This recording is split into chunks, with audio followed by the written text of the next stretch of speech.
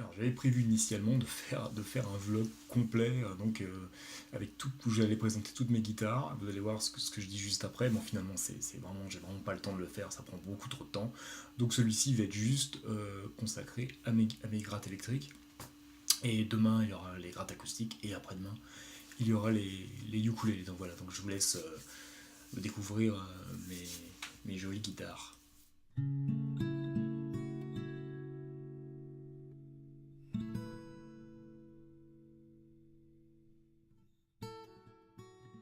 Tous, bienvenue dans ce vlog du 11 février. Alors aujourd'hui, je vais vous présenter une petite famille, une grande famille maintenant. Je vais vous présenter l'une après l'autre toutes mes guitares, mes basses et mes ukulélés. Voilà, tout ce que j'ai, je vais tout vous présenter. Alors, je vais pas passer 2 heures sur chaque instrument, mais là je vais juste vous les présenter. Alors moi je suis en préambule, ce que je veux dire, moi j'ai jamais été un collectionneur de guitares ou de quoi que ce soit. J'ai jamais non plus été quelqu'un qui était attiré vers les guitares vintage. Finalement, j'ai jamais été attiré vers les guitares chères. C'est-à-dire qu'il y a eu une époque où j'aurais pu m'acheter des guitares chères, comme tout le monde, et je l'ai jamais fait. Je sais pas si ça vient du fait finalement que moi j'ai grandi en tant que guitariste, en gros fin des années 80 et toutes les années 90.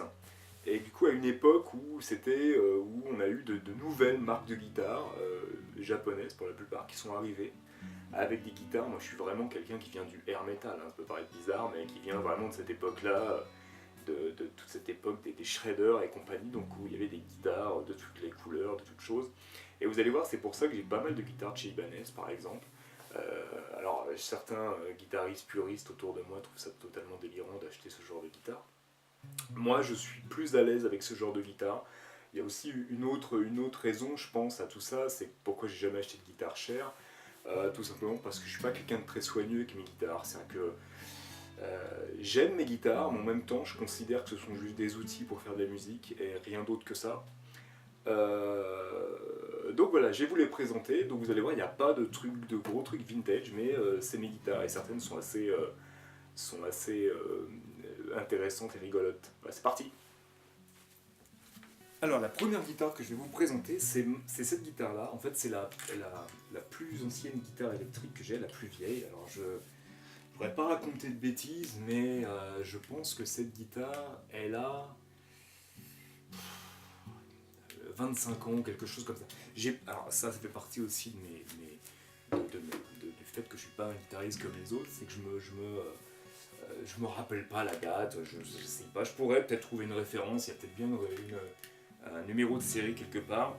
Alors voyez, c'est une Yamaha, donc c'est une guitare pareil, milieu de gamme, même entrée de gamme, qui avait ses premiers vibratos. Vous allez voir, j'ai fait des petits détails avec la GoPro, vous allez voir maintenant, qui était sous licence Fluid Rose et qui est un truc propriétaire de chez Yamaha. Voilà, donc j'ai rajouté ces caches verts. Voilà, donc c'était vraiment l'époque. Voilà, j'ai même dessiné un truc dessus au marqueur à l'époque. Voilà, les micros sont des micros d'origine, donc rien de particulier.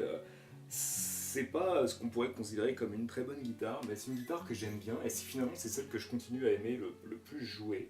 Alors sur cette guitare, c'est la seule maintenant qui est équipée avec le GK2, le micro hexaphonique de chez Roland. Alors le GK2 en plus c'est le plus ancien micro, c'est-à-dire que ça c'est vraiment un truc qui date de la fin des années 90, hein, carrément.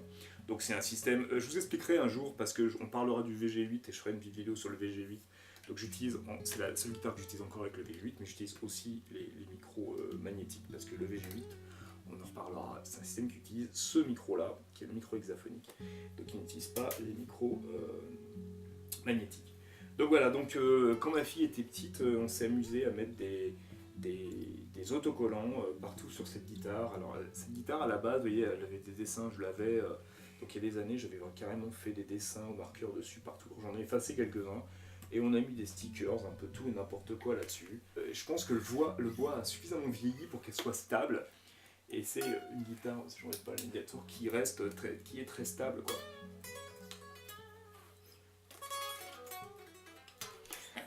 Et qui a des simples bobinages. Donc c'est ma seule guitare avec des simples bobinages comme ça dans le grave. Et j'aime beaucoup le son du simple bobinage en position manche. Alors la deuxième guitare, c'est cette Ibanez là. Alors, qui est pleine de poussière. Alors ça, quand je disais que j'ai jamais acheté de guitare chère, c'est pas vrai, parce que cette guitare là, donc que j'ai acheté aussi il y a plus de 20 ans je pense, hein, qui était une guitare relativement chère. Pour l'époque, c'était un modèle, voilà, je me rappelle que j'avais même emprunté à des amis pour l'acheter. C'est une guitare qui devait coûter, il me semble, l'avoir payée à l'époque. Vraiment, c'est dans mes souvenirs, c'est très loin, mais je pense que c'était à peu près 8000 francs de l'époque. Ce qui fait, je sais pas, c'est une guitare qui coûte aujourd'hui, ce genre de guitare coûte 1500, 1700 euros, peut-être un peu plus. Donc voilà, c'était quand même voilà, une guitare. Alors à l'époque, j'étais fan de Frank Gambale, qui était le guitariste qui jouait avec Chick Corea, et donc c'était des guitares très fines. Voilà, et de belles factures, et j'avais acheté cette guitare grise que je trouvais absolument magnifique. C'était ma première guitare finalement pro. Vraiment, alors un manche ultra fin, c'est une guitare pour aller vite quoi. Et avec un son plutôt jazz rock, fusion finalement que rock. C'est une guitare vraiment super fine quoi. C'est une très belle guitare finalement. Voilà, qui a tout vécu quoi, avec moi, quoi, qui a vraiment. Vous voyez qu'il y a des trous percés parce que j'avais aussi monté un micro hexaphonique sur cette guitare que j'ai finalement enlevé. Donc il reste des trous, voilà. Ça les fendilles de partout. C'est une guitare qui fonctionne, qui vaut vraiment le coup que je lui donne, je lui donne un petit coup de propre, un petit coup de truc. C'est une guitare que j'utilise encore, hein, qui marche très bien en jazz en fait. En fait, quand j'ai joué de la guitare, quand vraiment j'avais des groupes à guitare, ce que j'ai plus maintenant, vous savez, c'est cette guitare-là que j'utilisais, qui a un très très bon vibrato de chez Ibanez. Voilà, c'est une bonne guitare, des micros qui étaient designés par Di Marzio. Voilà, une très bonne guitare qui a juste besoin d'avoir une bonne révision des 100 000. Alors on continue avec les électriques et on continue avec Ibanez et on continue avec les guitares d'entrée de gamme bon marché.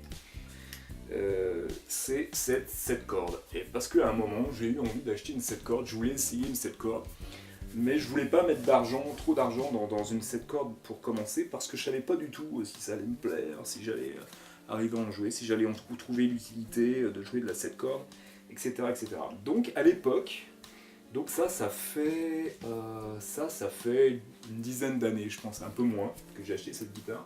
À l'époque, Ibanez avait sorti des 7 cordes dans leur série Gio, je sais pas comment on prononce, qui sont leur série d'entrée de gamme. Des guitares super pas chères. Combien j'avais acheté cette guitare? Je sais pas, 300 euros, quelque chose comme ça. Et pour voir ce que ça donnait, donc j'ai acheté cette guitare. Je m'en suis pas servi en groupe parce que j'ai pas eu de groupe, mais il s'avère que bizarrement, c'est cette guitare qui a pour moi le meilleur manche, qui a une facilité de jeu assez incroyable et qui ne bouge pas du tout. Je pense que le manche est tellement large finalement que ça bouge pas et j'ai jamais eu besoin de la régler, il n'y a jamais eu de problème avec cette guitare. Alors après voilà, c'est une guitare d'entrée de gamme, vraiment d'entrée de gamme, 3 positions, machin, les micros sont pas top, enfin, le vibrato vaut mieux pas s'en servir sinon ça désaccord de la guitare, etc. etc. Mais bon bah c'est de la bonne construction quoi, c'est un manche facile à jouer pour une guitare comme ça avec un manche aussi large.